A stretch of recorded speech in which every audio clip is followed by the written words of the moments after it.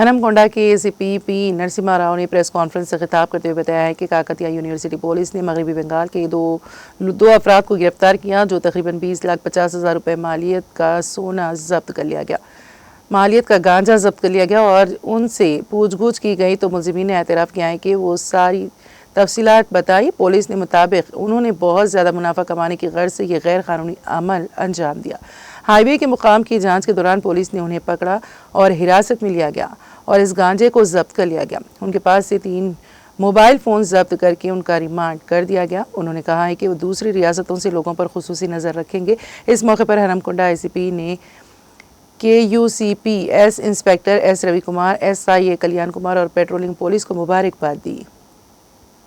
Kakatiya university పోలీసులు మరియు Warangal task force joint ఆపరేషన్లో నిన్న 4వ తారీఖున వీళ్ళు వెస్ట్ బెంగాల్ నుంచి స్టార్ట్ అయ్యి 41 కేజీల గంజాయిని తీసుకొస్తూ వాళ్ళకి అనుమానం వచ్చి మహబాద్ రైల్వే స్టేషన్లో దిగి బై రోడ్డు వస్తుంటే ఇక్కడ ముచ్చర్ల క్రాస్ రోడ్ దగ్గర పట్టుకోవడం జరిగింది।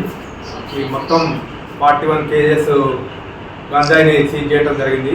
దీని వాల్యూ వచ్చేసి 20,50,000 రూపాయలు వాల్యూ ఉంటుంది।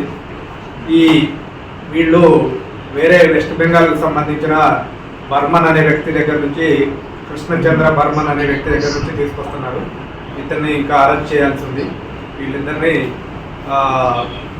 కోర్టుకు పంపించి రిమాండ్కి పంపించడం జరుగుతుంది।